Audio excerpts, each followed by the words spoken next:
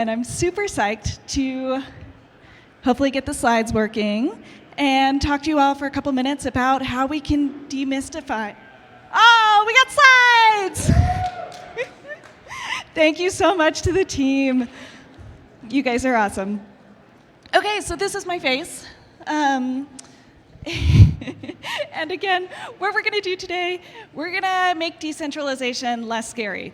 So again, whether you've been deep in DAOs for a couple years like me, or you just wandered over to the community stage and you're like, what the heck is a DAO anyway? Decentralization sounds weird. We're going to come away with something that's practical and actionable for you and whatever stage your organization is at. All right, and so first things first, elephant in the room. DAOs have gotten a little crazy over the last couple of years. I was in a DAO event on Tuesday. Someone stood up on a panel and said, guys, DAOs have been really bad for the last 6 months. And we all looked at each other and were like, yeah. And so despite this, yeah, we're super early. We're trying to do something really crazy. And it's a little bit messy. And some of this mess has led people to say, ooh, maybe this decentralization thing can't work. It's too chaotic, it's too inefficient. What we really need is a return to centralized systems. But centralization is not the answer. There's no system that's been proven to be less creative, less resilient, more prone to corruption and abuses of power than centralized systems. And really the job we've got in front of us is to make decentralization work better. And we know it can work. There are examples all around us, as far out as science and nature, jellyfish and bee colonies, politics, the 1970s women's movement, and businesses. Mondragon, Spain's 7th largest business that has been operating as a worker-owned cooperative for the last 70 years.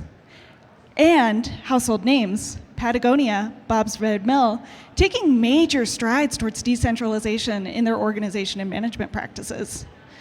And so we know 2 things from this. We know 1, decentralization is a spectrum. You're the person who picks the right part on that spectrum for your organization. And 2, decentralization can work. And so what is decentralization? What does it look like when it's effective in the examples we just looked at?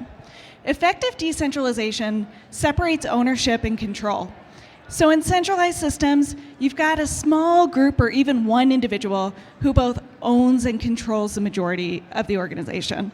Even if it's a public company where theoretically anybody can buy stock, in practice, there's a small group of people who reap the profits and the benefits of that organization's success and control the direction and the decision making. When we effectively decentralize, we share collective ownership, not just financially, but of the strategy and the vision of this organization. DAOs have probably gotten about 50% there on this. We'll talk about that in a little bit. And on control, we hand off control to the builders who are building. DAOs have probably gone 150% in on this. And maybe we've gotten a little bit too crazy. So we're going to talk about the right structure to enable amazing outcomes for the individual builders who are in control of their outcomes. All right, so chaos reason number 1. I'm going to talk about 2 main reasons that we see chaos in decentralized organization. And the first one is that we've only gone 50% in on this ownership piece.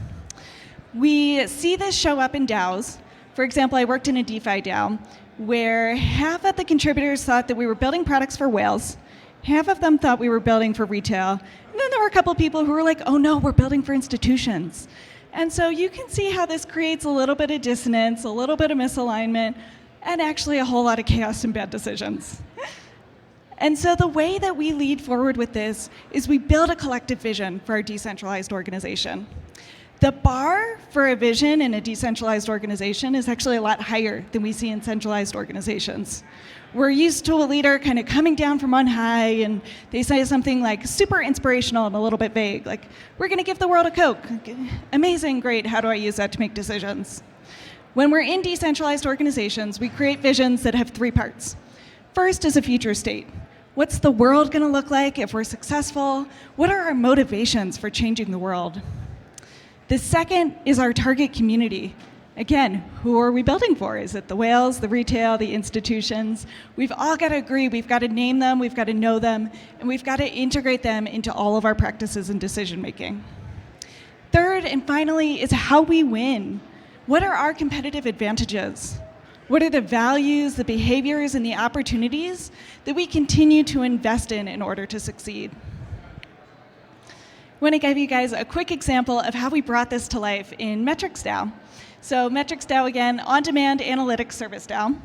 And we are going to change the world by providing the framework that any data insights can be delivered and verified on demand. We know that data is the lifeblood of Web3, and when we do this well, Web3 succeeds and grows, and we all know that's going to change the world. Second is our target community. We're for analysts of all skill levels. And what we're also saying there is we're not for not analysts, not for engineers, we're not for data scientists, we're not for marketers, we're for the analysts. And on the other side of the marketplace, in order to achieve our vision, we've got to make it super simple for literally anybody to show up and ask a question. And we win, again, by investing and educating in those analysts and making it possible through game-changing technology for anybody to show up with any level of context or education, ask a data question, and get it answered. Building the vision in decentralized organizations is also a little bit different than in centralized organizations. There's no anointed figure who goes into a dark room on high. It's a build in public process. And the first thing you'll want to do is appoint a facilitator, a small group of facilitators, who should be representative of all of the different populations in your organization. So not just your contributors or your community, but your contributors, your community, your investors, anybody who's interested and touches your DAO should have a place in this process. You'll want to understand their motivations, build in public with them, constantly surface your research, integrate their feedback, and most importantly, socialize and repeat this vision again and again. Celebrate when people accomplish it. All right, so we talked about the first reason for chaos. Now we're on to the second reason. We talked about individual control being something that DAOs have gone 150% in on. It's actually really admirable. It's really hard to give up control. And some of the ways that this gets chaotic are, let's say we've got a DAO who says, hey, I need a new website. And we've got a super talented website builder in the community who shows up, raises their hand, and says, hey, I'll build you a website. And it's like, amazing. We've got access to the best talent who's able to work in this like super flexible way, who's excited about the project. Where this can get a little chaotic is, say the DAO had in mind like a homepage, a 2-week turnaround time, a $5K budget, and the contributor was like, oh, this is going to be a 10-page website. We're going to have token-gated pages, 8 weeks, $50K. Whoa, we're headed for some chaos. The way to solve this is actually, let's back away from the project itself and focus on the problems that we're solving together. So it's not necessarily a homepage or 10 token-gated pages. So what are we trying to do? Are we creating content for contributors and community members to access? Or are we repositioning our brand for the broader ecosystem? Answering and framing these problems and giving builders the right structure enables them to succeed. The first step in giving them some structure is to name a product manager or facilitator. My most unpopular opinion in Web3 is we need a lot more product managers, because good product managers help other people build well. They own problems and they connect builders with the context and resources they need to succeed. And so here we name a problem owner who's got a product mindset, even if they're not working on product. They're giving others feedback and context, sharing proposals, commenting on forums, bringing people into the conversation. And they're engaging the community with the right structure. And so it's not just, hey, we need to reposition our brand on the homepage, blah, blah, blah, budget, timeline. It's here's the context you need to be successful. These are the people you need to talk to. These are the skills you're going to need to bring to the table in order to be successful. Another real-life example of how we brought this into MetricsDAO, we have a ton of talented analysts who were showing up, and we noticed that they were actually only working on a few things. If they started working on Polygon challenges, for example, they only worked on Polygon challenges.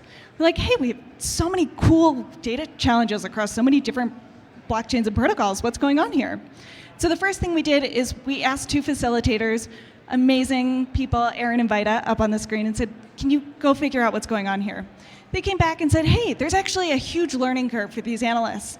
When they jump in between different protocols, let alone different blockchains, let alone different data platforms, they're facing a new learning curve every time, and they're totally siloed. They're doing it all by themselves. And actually what we need to do is provide some group mentorship and education. And so they leveraged experts from within the community on these different topics to create peer-driven mentorship groups. And it's really actually doubled participation and created a ton of great learning and enthusiasm in the DAO. Which I say not to tell you that like we've solved the problem and we've gotten it all right. For us and every other organization, regularly reevaluating everything from the facilitator role, the priority of the problem, your budget, your KPIs, and being open to every kind of regular feedback is super important. All right, so we've gone through a lot this morning. And I hope that we've kind of demystified decentralization for a few of you, or brought a new lens into a problem that you've been deep in for a long time.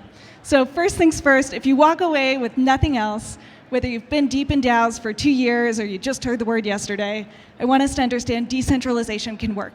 There's a right recipe and a right formula for decentralization for your organization, wherever you're at. And there are two important things for us to keep in mind when we're solving for this.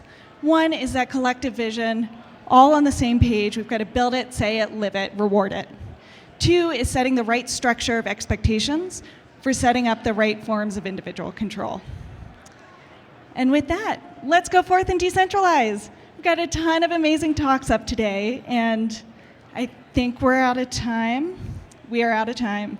But if you want to talk any more about this or chat, you can find me on my incredibly creative social handles or around. Thanks.